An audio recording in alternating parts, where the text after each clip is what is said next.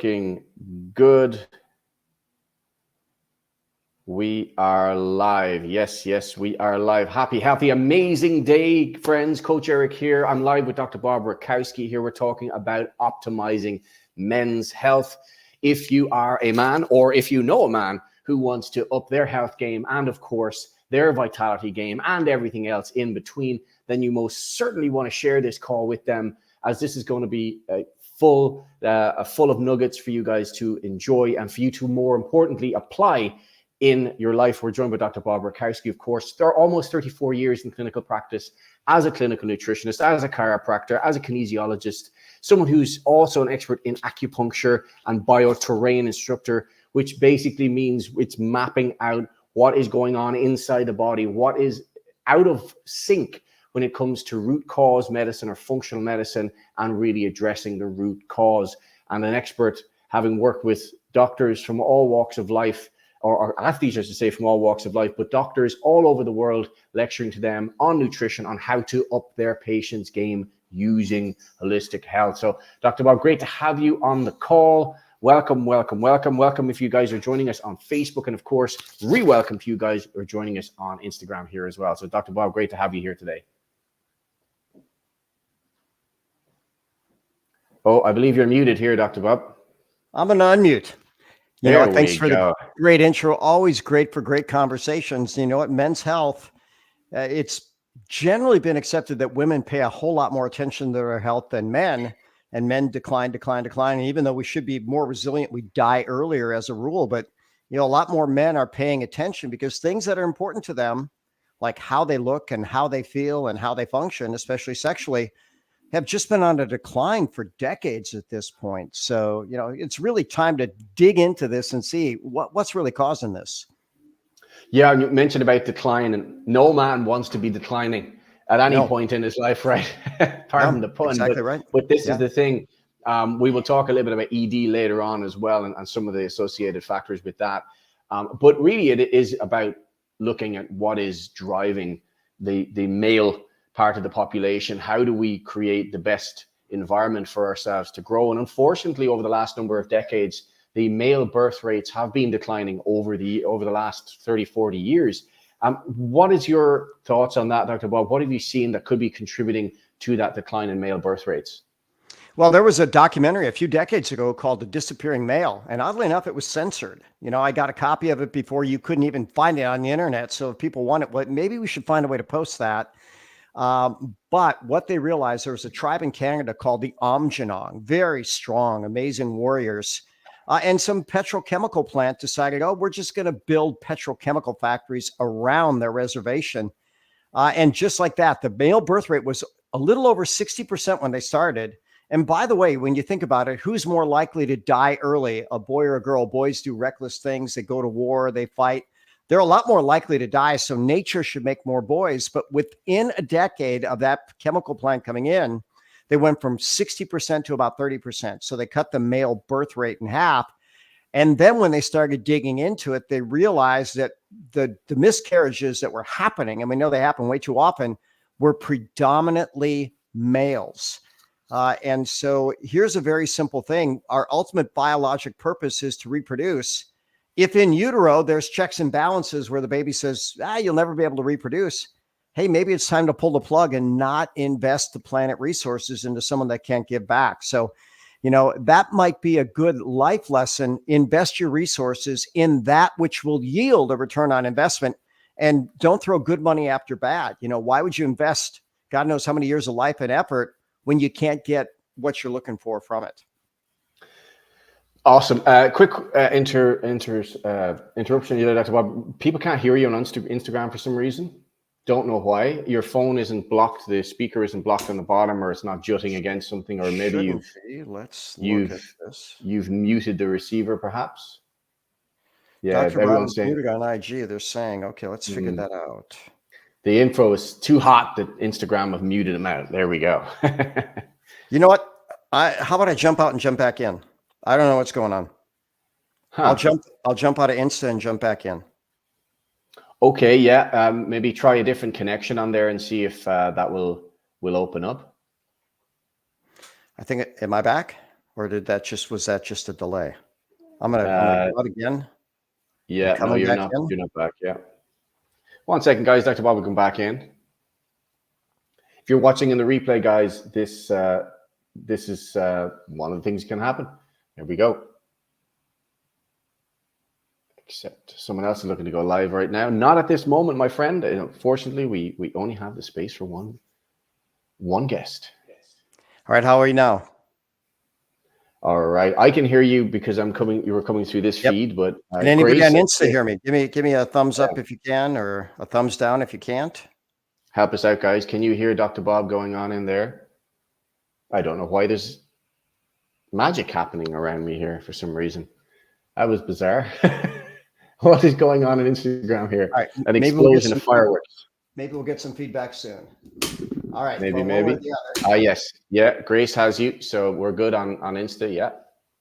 I didn't change anything, but life is That's funny very sometimes.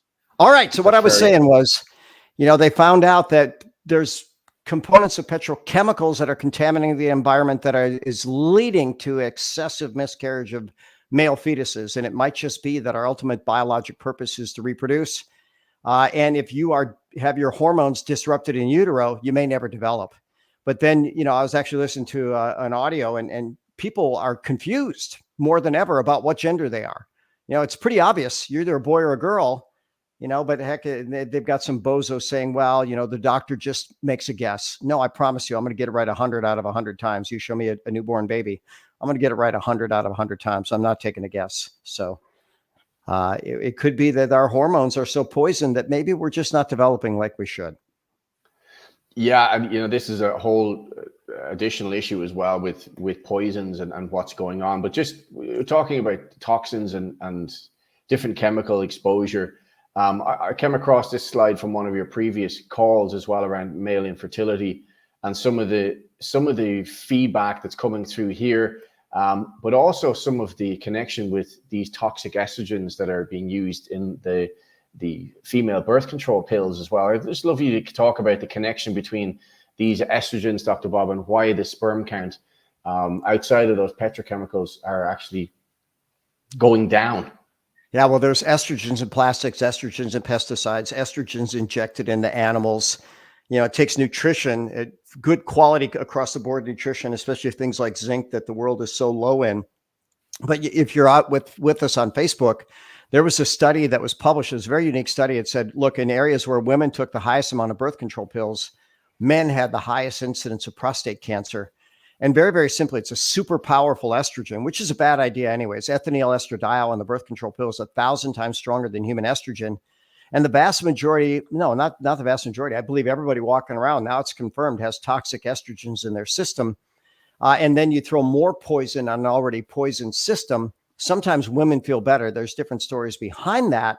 But yet some women never recover from the infertility introduced by birth control pills. They call it post-birth control syndrome. But anyways, they're going to pee out some of this estrogen. It gets into the groundwater. It doesn't get filtered.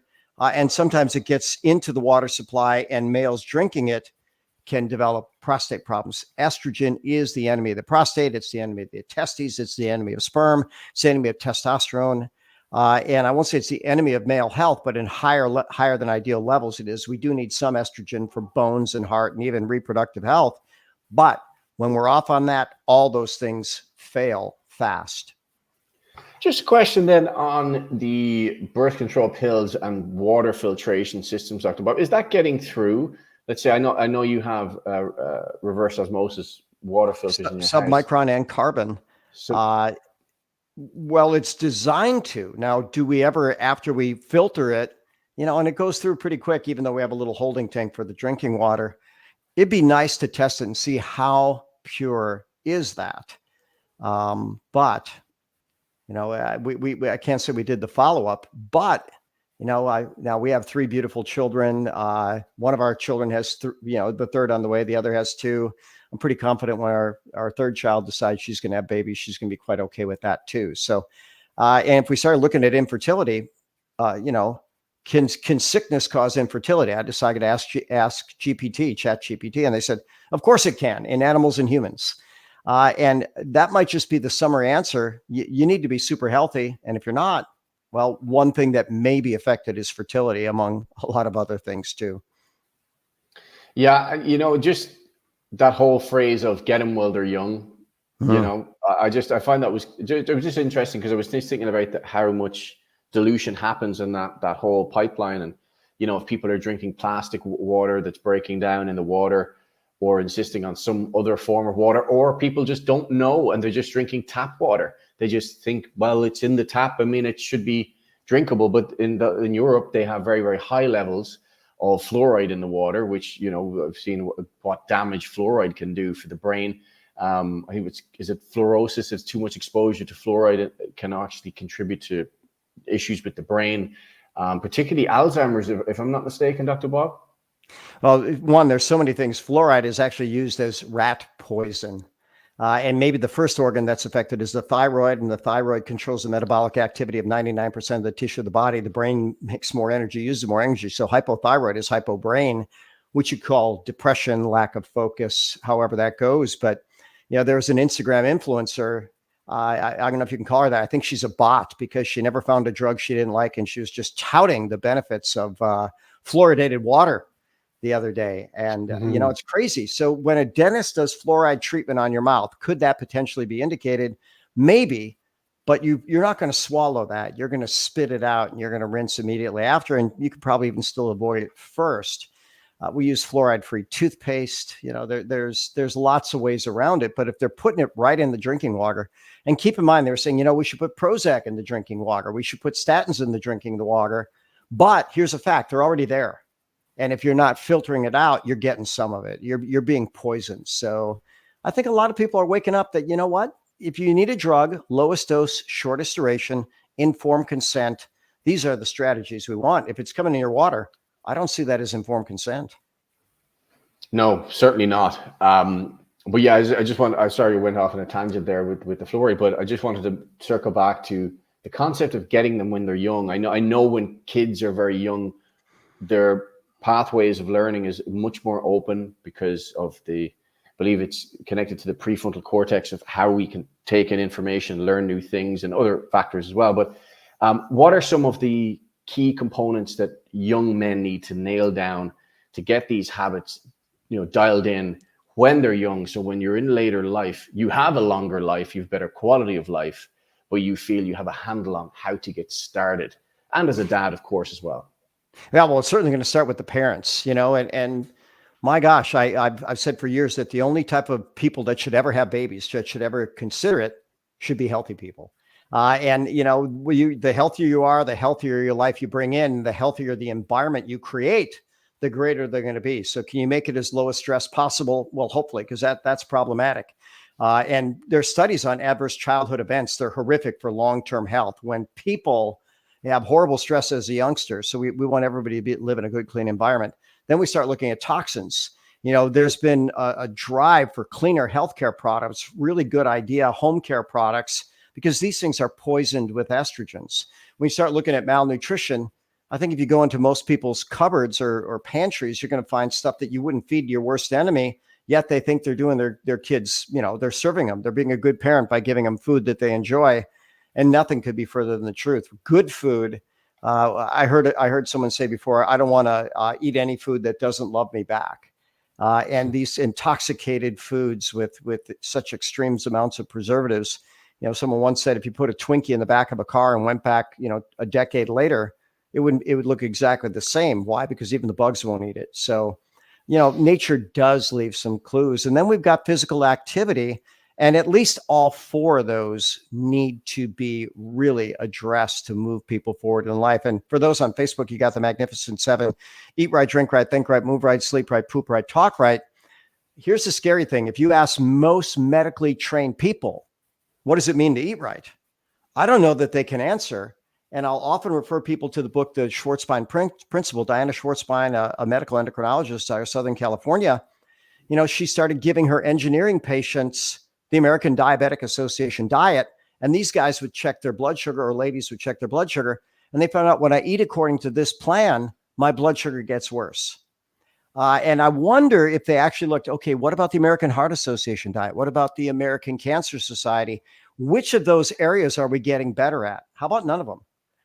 How about the advice we're giving is wrong? And there's a PhD brainiac named Brett Weinstein who was testifying before US Congress last week. And here's what he said under oath. You will tell the truth, the whole truth, and nothing but the truth. He said, can we count on the Centers of Disease Control, the CDC, to keep us healthy? He said, of course we can, if we realize that we just need to do the exact opposite of what they tell us to do. And that's what he said under oath before Congress, one of the highest IQ guys on the planet. So, brilliance leaves clues. You might want to check that out. What's the CDC saying, right? I think they want everybody to get, their booster every year if they're going to live 80 years, every year for the next 80 years. I'm not sure that science supports that. Really, really, really look into that. Yeah. I think it's interesting when someone of authority is put a question like that and then comes with a very transparent, blunt answer. What people do with that, and I think you can give great advice, but it's up to an individual to let it percolate and allow them to make their own decision about what is best. But there's been a lot of strange carry on going on over the last number of years, not just for men's health, but for both sexes and especially for the kids coming afterwards, because how the parents do their due diligence or do not directly affects their kids. And then the kids adopt this mentality or paradigm, as Bob Proctor would say, belief system based around their parents' education or lack thereof. So it's serious business. It's serious business. Ignorance is not a what's that phrase? Ignorance is bliss. Ignorance is not bliss. No, it's not. No, it certainly isn't when it comes to health. That's for sure.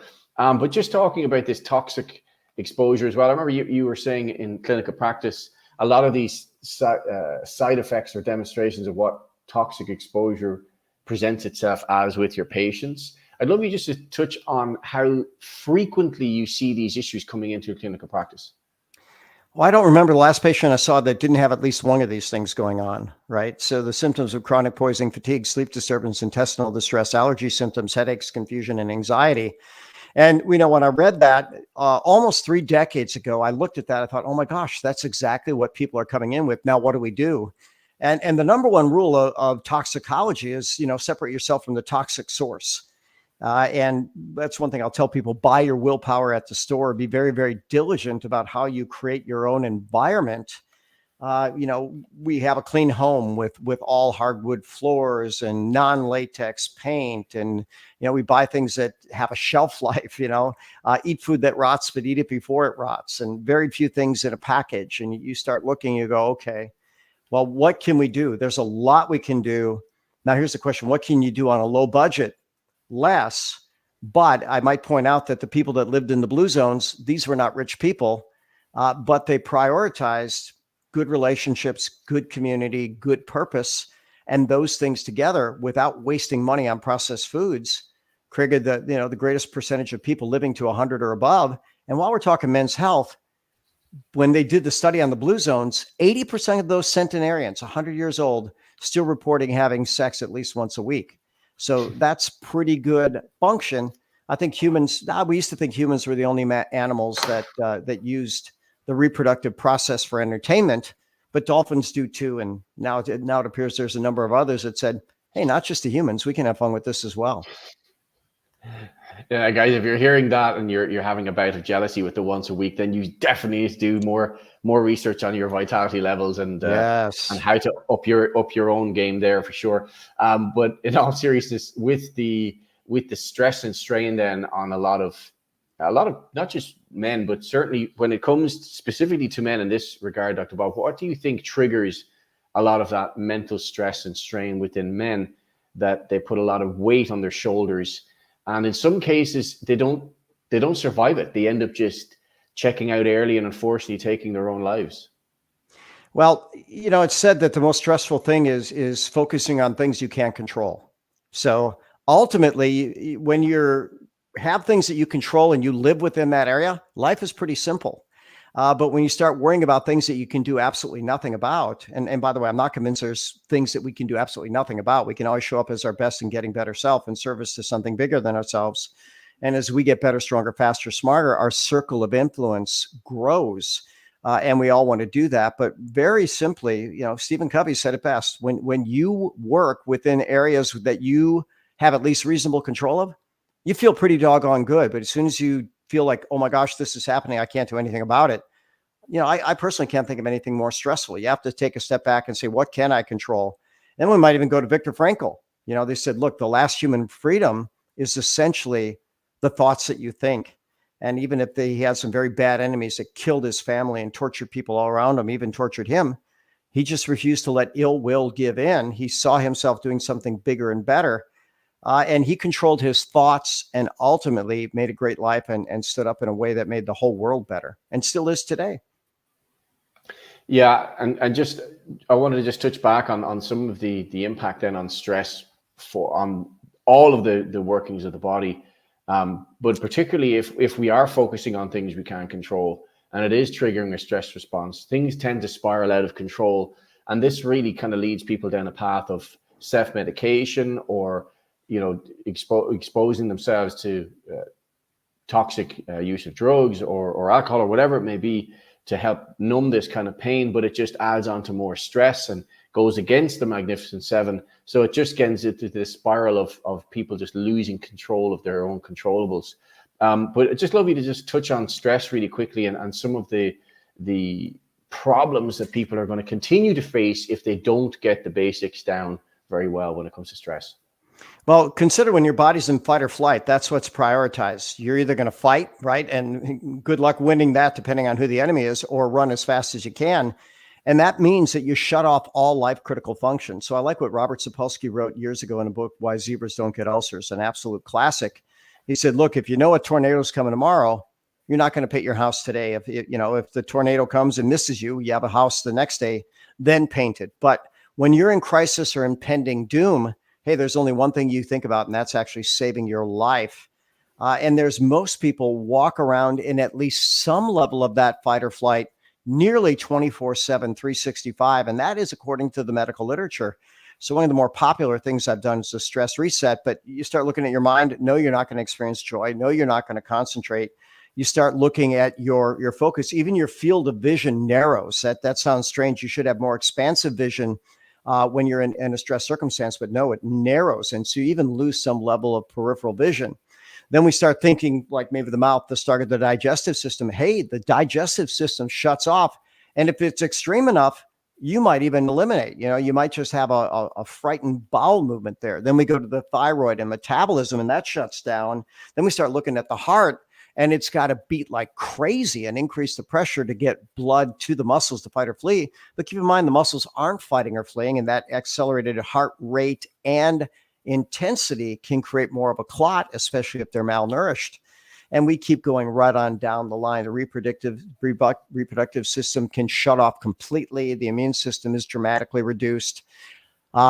Stress was meant to be, okay, here it is. Let me mobilize resources. Let me deal with it. And then let's move on.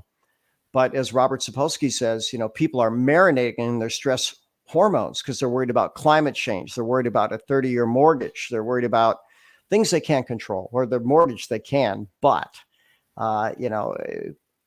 ultimately look for the good in everything and everybody in every circumstance. And those are good rules to live by. For those on Facebook, I always thought stress was the number one killer.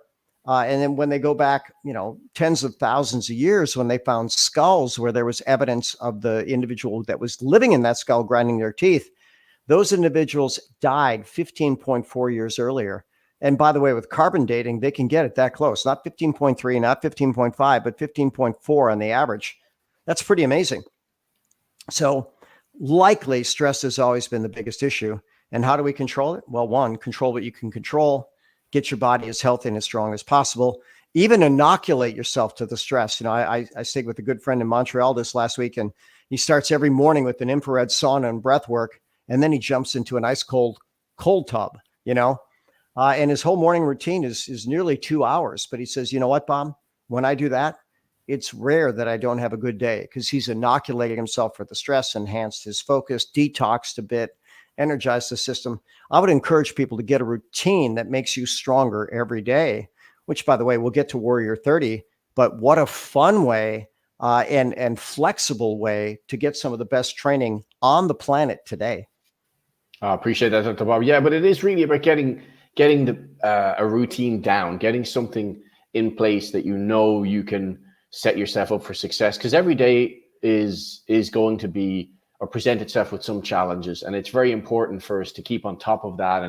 And everyone has their down days, of course, or down moments. It doesn't have to be a whole day; it can be a moment. But then just quick change of stimulus for you can actually be do you the world of good. And a big fan of cold exposure. Absolutely love it. Start my days off with a cold shower, and it just wakes me up really, really nicely. Don't have a plunge pool here, not in this apartment, but I will get one when we get a bigger place for sure. I look forward to that. Isa, not so much. He's not so big on the cold exposures, but I'll stay on the back burner there, trying to keep her interested in those type of things. But for now, I'll be enjoying those. You can give her a big, wonderful hug after your cold shower or cold plunge. She'll get it by. Yeah, I'll draw her in step by step. There it is. But just in regards to health markers, then, Dr. Bart, are there any particular hormone markers that men should pay particular attention to keep that high level of vitality and well-being? Well, people want to talk about testosterone and growth hormone and dihydrotestosterone. You probably need to throw in thyroid, insulin, cortisol as well. So all those hormones are really, really important. But what gets a lot of press is testosterone, because that's essentially what makes a man a man. No testosterone, you're not going to function very well. But now when we start talking about different markers, understand that where we make our testosterone changes as time goes on. So, a child, a newborn infant, there's actually a spike of testosterone in utero to lead to secondary sexual characteristics. Then testosterone is very, very low until guess what? Until puberty. And then you get these spikes, and look out, right? You can get acne suddenly, this boy that looks like a little rail thin guy has, all some bulging muscles, assuming he's training them. I can turn back my own clock. It's, when that sex drives kicks in, all of a sudden, wow, girls are the most fascinating thing you ever saw. And it's hard to think of anything but them or vigorous activity. If you have healthy testosterone, I feel sorry for that. That was kind of a fun part of life and yet had its own challenges too. I feel sorry for people if they're not going through that. It's part of the learning environment, part of the rite of passage, and learning to a high degree to control those urges. It takes mental effort and discipline and good upbringing and everything else there. But every hormone counts. Testosterone seems to be under assault, by the toxins in our environment, certainly by stress and certainly by malnutrition. So that's the big one. Can we control it? Well, maybe to some degree. And I want to get back. After the age of 50, it's estimated that 50% of a man's testosterone is not made by the testes, but it's actually made by the tissues that need it. So my brain can make some testosterone, my heart can make some testosterone, my bones can make testosterone, my intestines can make testosterone. It's throughout the body, and we make it from DHEA, which is the first hormone that's depleted under stress. So if we run full circle, people have to be healthy, low stressed, nourished, good body comp, good daily activity, and they can pick things up. And I'll tell a story. I had a young boy, 16 years old. This was at least a decade ago, and now he's a father. But at age 16, he was already supplementing medically prescribed testosterone. They said, sorry, for whatever reason, your testes never developed. You're going to need testosterone for the rest of your life. Well, keep in mind, if your testes don't develop, you're probably not going to have children, right? So we put him on a really good protocol, stress reset, estrogen detox, overall good nutrition. He was able to get off that testosterone within a few months and have very good levels. And now he's a father. So, you get one opinion, don't necessarily hang your hat on it. You want to keep looking until you find the answers that make sense. I just have a hard time believing that any child that comes into the world wouldn't at least have a shot at fertility. Remember, because what we're saying is some of the reasons for miscarriage appears to be that the reproductive system hasn't developed in a way that people can reproduce. So if you're born, I'm thinking you have the ability to reproduce if we do the right things. Do you believe that he was he was estrogen toxic, Dr. Bob, that when you came No in? doubt. We all are. Yeah. We all Yeah. are. And then you take a diet history, he's eating processed food, nothing's organic, hey, and then, he was probably fat and sloppy. I maybe I should use nicer terms than that, but not much muscle and way too much body fat. And then the testosterone helped that. So he's thinking, oh, well, this must be what I need. Yeah, you do need testosterone, but you need to make it. That's the key. Yeah, just when you mentioned that there, I just thought this slide was actually coming up next, and I thought, isn't that interesting that toxic overload just really disrupts everything and shuts off our energy production big time, So not to shame anyone or anyone in that situation. It's a difficult thing for anyone to be going through, but no one is going to fix that situation but the individual themselves. And I think food can be used as a comfort. I know it's used as a comfort. And I've been there before where I realized I'd be in a higher stress than normal state. I'd be eating all around me and then go, calm down, Eric. I mean, there's what's behind this. And we just have to unravel what is the source of that stress and go after that and not rely on foods. Because if you are training and you are working on yourself, the last thing you want to do is mess up your training for a few days because you feel terrible. You maybe have a flip side of that huge spike of insulin, and you're having to deal with that over the next coming days, rather than just stopping yourself within that and going, what do I really need to address here? Because the dopamine hit from any refined foods or any foods for that matter, that's not going to be a long-term reward for a solution for that problem. No, and actually there's very quick withdrawal and tolerance. So, if you get a dopamine hit from junk food, well, next time it takes a little more of the junk food and a little more and a little more. And, we're all prone to that. I went through a depressive episode when my sister was killed. And I didn't take as good a care of myself. I just was very, very lost. It's like, and even mad at God, how could you let this happen? I still don't have the answer to that. But then ultimately, man, one day I just had a wake up call. It's like, what did you do to yourself? Not what did life do to you? What did you do to yourself, from being lean and strong and fit to not being any of those things? And I said, okay, time to get back on track. And it's easier to stay out of trouble than get out of trouble. So I'm going to encourage you, if you're going through a rough time, get some good friends, get some good support, find love everywhere, and be loving. But first and foremost, be loving to yourself and realize, okay, bad stuff's going to happen. The right way around it, or the ideal way around it, is with healthy choices in a healthy environment. And I made too many unhealthy choices because they were easy. Now let's have some pizza. Maybe we'll have an extra piece of cake. Oh, I don't feel like, now I don't have the energy to train. And it's a vicious spiral downward. Yeah. And as we mentioned in Warrior 30, we just touched on earlier as well, if you guys haven't known about Warrior 30, don't know much about it, we will share a little bit more at the end. But one of the video modules we have with Dr. Bob, we talk about food and particularly fat loss, is giving yourself the freedom to have a reward meal, as you mentioned, not a cheat meal, not a cheat day, but a reward meal, and have the flexibility to have that sweet treat if you choose to, but have some form of an earning system in mind. So let's say you train 6 days a week or 5 days a week, it earns you a treat, and I think Weight Watchers did that whole thing of these treats or cheats. There were points, right? You points, had a certain amount of points, and let's face it, maybe a cookie this big is allowed, but a tray of them this big, no. So accountability measures in every part of life. Yeah, it surely does. I think a lot of their products, though, were a little bit so and quite high on the sugars and whatnot. It wasn't the greatest nutrition, but the idea was I think good. Maybe not the execution. They just needed to partner up with a better company, I think, that create better products for their people that were in that environment and community. But I want to circle back around, and obviously with obesity and gaining body fat contributes to pretty much every health risk you can imagine, from cancer to diabetes to heart disease, you name it, it's on the list. So let's just flip the coin on that.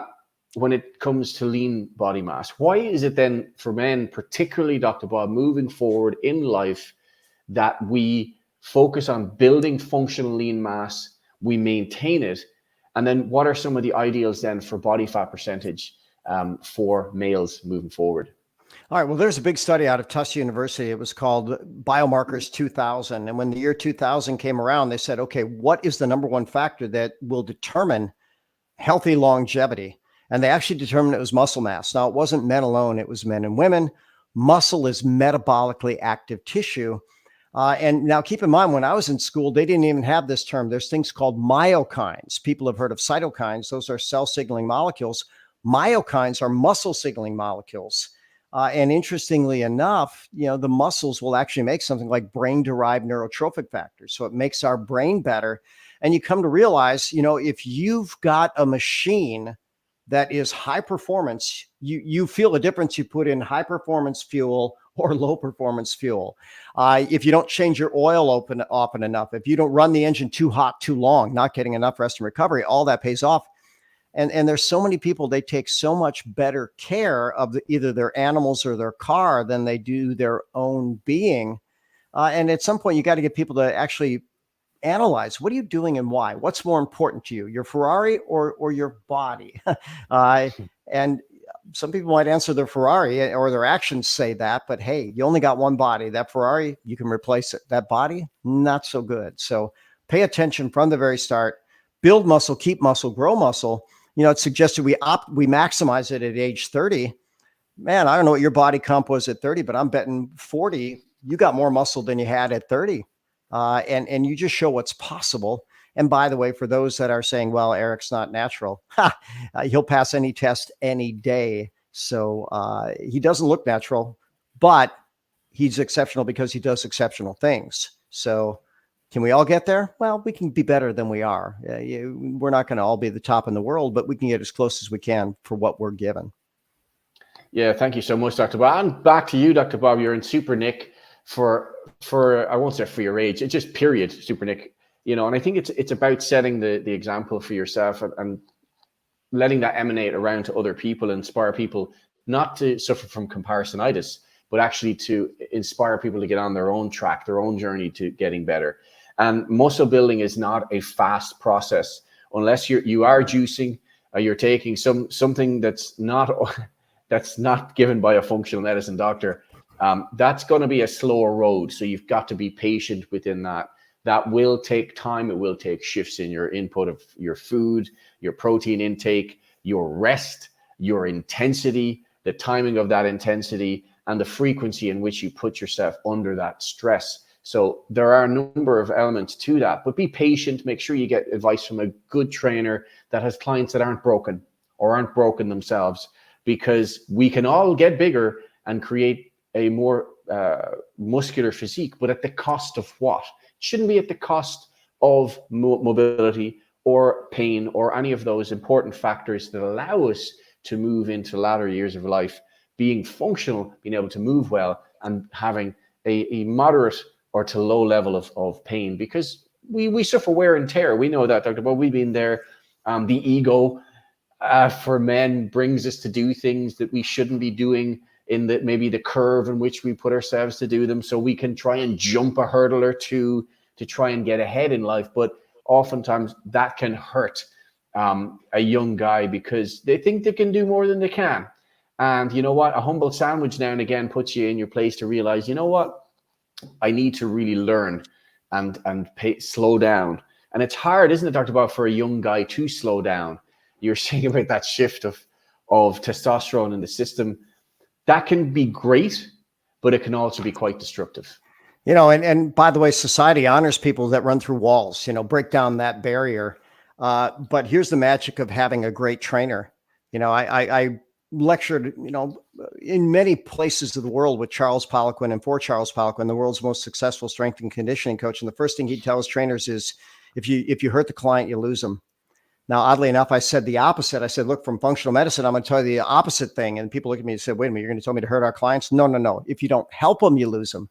And you have a very short window. So when you combine those two things, and again, just a big shout out for Warrior 30, because we've got the functional medicine, we've got the mindset, we've got the fat loss, we've got the coaching, we've got it graded.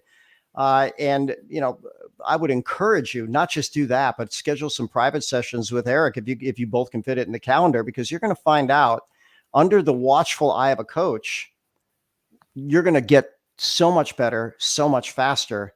And that's I believe, an indisputable fact. You'll keep safe, you'll progress better, make that investment.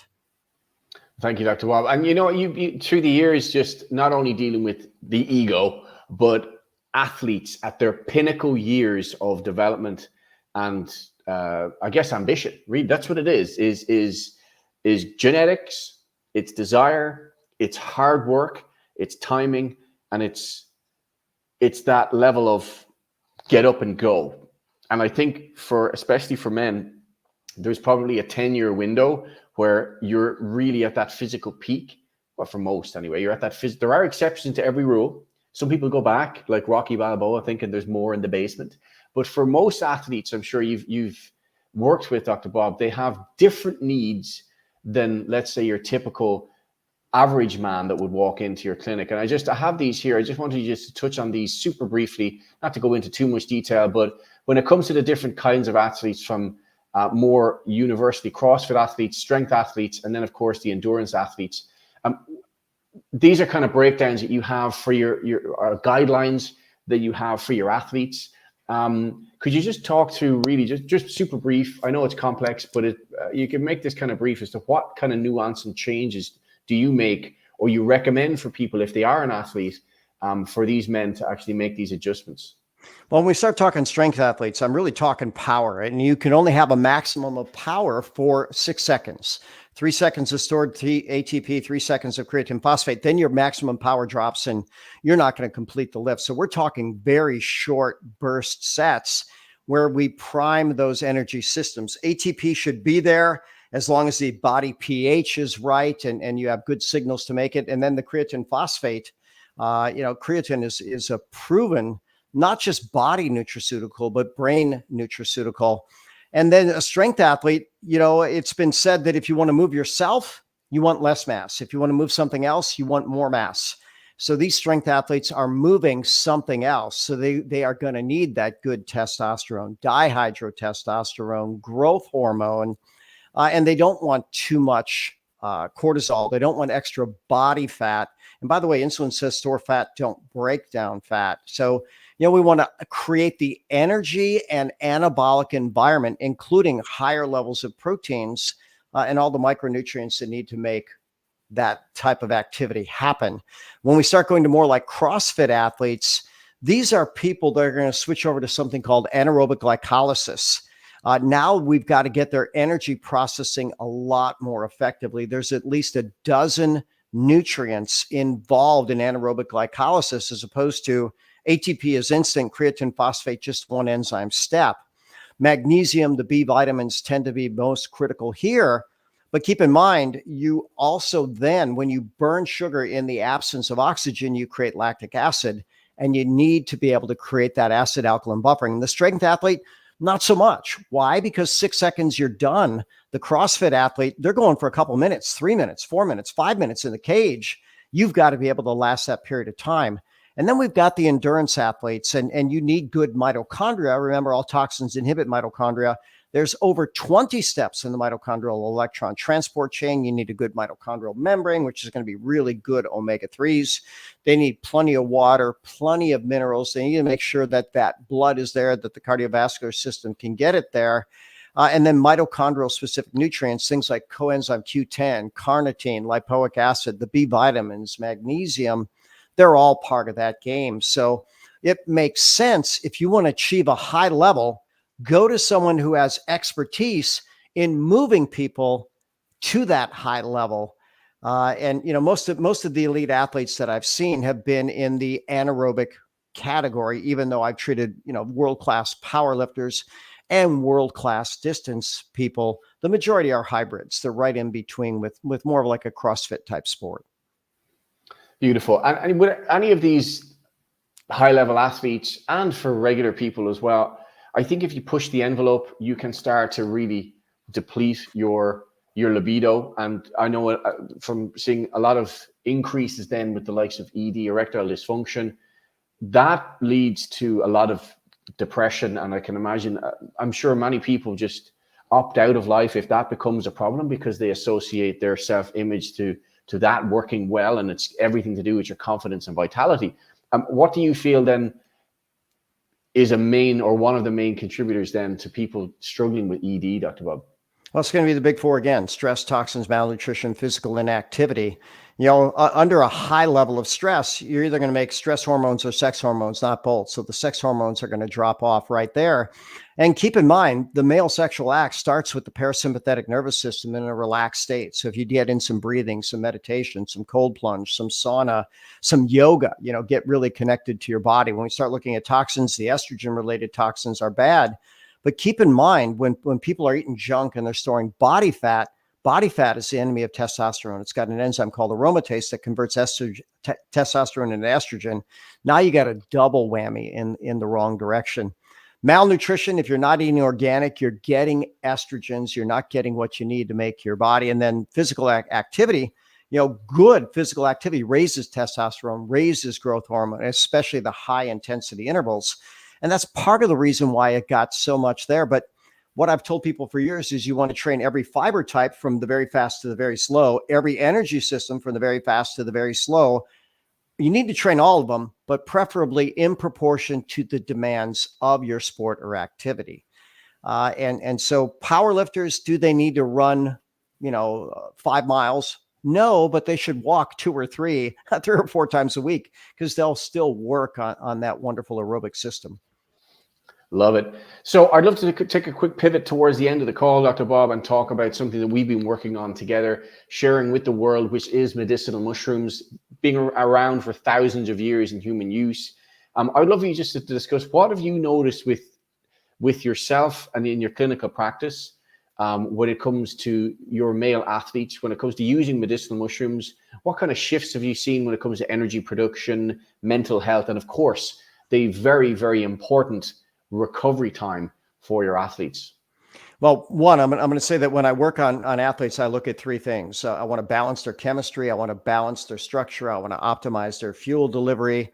And reishi helps with all those things. So you might say structure. Well, the whole body works together. Everything that happens on the inside affects the outside. Sometimes people will have something going on that can cause a level of core weakness that could lead to injury or suboptimal performance. And I've got athlete after athlete that we showed that. But first and foremost, reishi is going to reduce the amount of stress. The medical literature now says not is it only the herb of spiritual potency, but it reduces the amount of circulating stress hormones in the bloodstream. It helps the body to clear the toxins. It's got all the nutrients that are there, and it even alkalizes the system. So what you have does work so much better. So, as we start dotting the I's and crossing the T's, we find that medicinal mushrooms, they're categorized as superfoods for a reason. They're like food wearing a superhero cape with phenomenal capacity. And then we've got cordyceps. And what a fun story. Eliud Kipchoge, who ran the first sub 2-hour marathon out of Kenya, was drinking our red tea, which you happen to love so much. That one's got the reishi and the cordyceps within it. And then most recently, we've got what we call our royal blend, where we add lion's mane to it too. And lion's mane is absolutely phenomenal for the brain. Now, they're all good for the immune system. They're all good for alkalizing. They all have anti-inflammatory potential. They all are safe in terms of no drug interaction. But if we rate them according to how powerful they are and how many systems do they influence, it would be in that order: reishi first, followed by cordyceps, followed by lion's mane. And by the way, Paul Stamets, for those that are on Facebook, he wrote a book called Medical Mycology, and he compared the top medicinal mushrooms. There was one missing spot on Ganoderma, also known as reishi. When he made that table in the 1990s, there wasn't the evidence yet that it was good for sexual function, but we can all put a big dot and a star in there too, because it is good for sexual function in both men and women, whether we're talking about nitric oxide, buffering stress, even keeping the hormones balanced. All those things are critical. Beautiful. Yeah, I wanted to ask about that in particular. When it comes to sexual function and also longevity. Before actually just we wrap up on that one, Dr. Bob, just inflammation then seems to link to all illness and disease. And this, particularly reishi, the top superfood, all medicinal mushrooms are not made equal, and they're certainly not grown equal either. And of course, our partners, we have the 2 patents to have the purest and the most powerful form of reishi on the planet, grown the way nature intended. But when it comes to inflammation, then, Dr. Bob, I think this is a big one. You know, my mom, I first noticed a huge shift in inflammation within 48 hours. I noticed a big shift in myself. My wife, Isa, noticed a big shift in her digestive inflammation. But this is so important. If you can reduce someone's inflammation, male or female, it doesn't matter, old or young, it releases some huge level of stress within that person to go out and move in a different way. And it really affects everything from mental health and self-confidence and all those different things. But of course, really looking at the root cause from the inside out.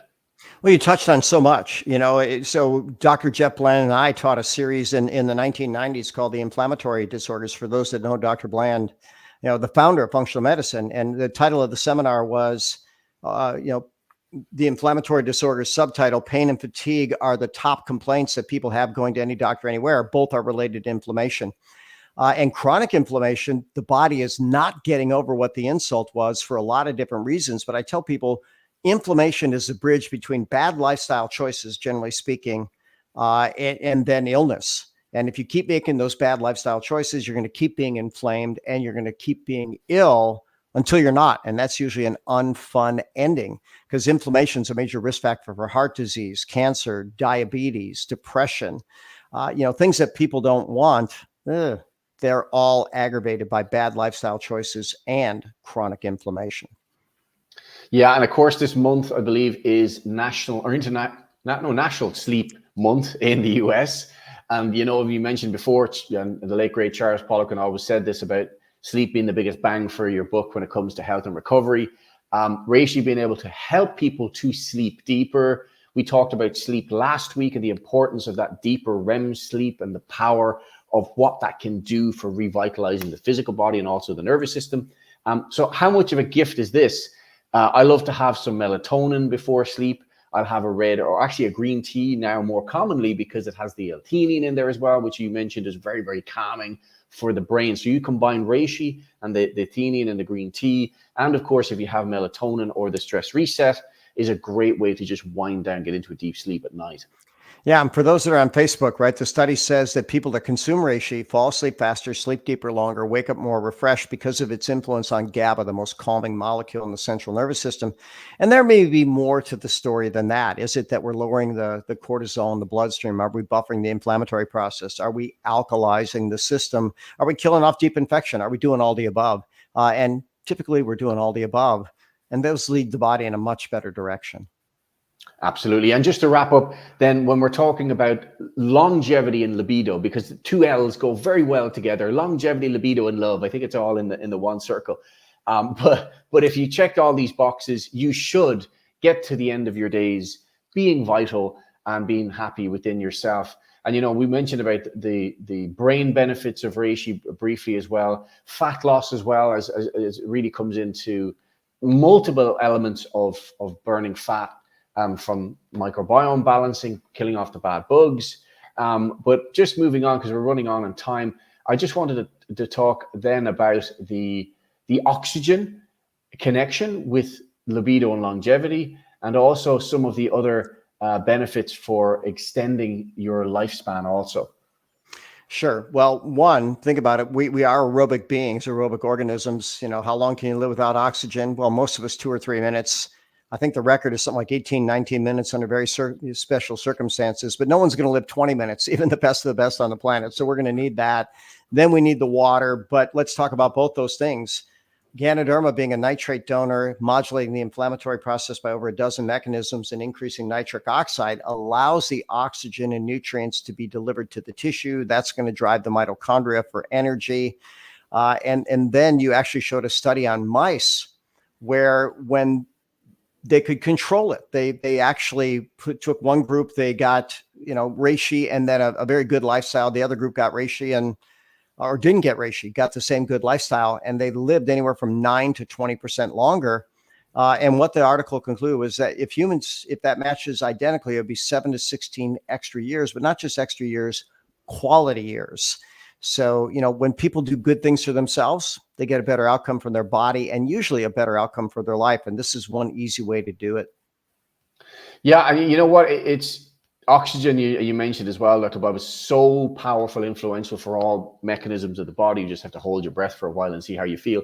But certainly when it comes to vitality and function, whether it's sport or whether it's after hours antics, whatever you want to focus more of your time and energy on, nitric oxide is a serious driver for that. And having these medicinal mushrooms, particularly reishi, in the system, being able to help dilate blood vessels is really a game changer, whether you're an athlete or just someone who is wanting to improve their overall quality of life. These are powerful tools to have in your daily arsenal every day in a way that you love and enjoy. Coffee and tea infused. We have capsules as well if you guys want to really up your vitality game and your discipline within that. But if you're not disciplined, I always say do what you remember to do, not what you should do, because what you should do isn't normally what you do. So this is all tapered in with habits. And you know what? Great habit we can extend for people is give them a better option of what they already do. And as a consequence, their system moves towards a higher level of performance and well-being. And you know what? On the back end of that, if your libido is higher and your longevity is higher, that's a win-win for everyone, Dr. Bob, because what we do now will affect the generations to come. And that's really important when you think about it, because we have a responsibility to do better and be better.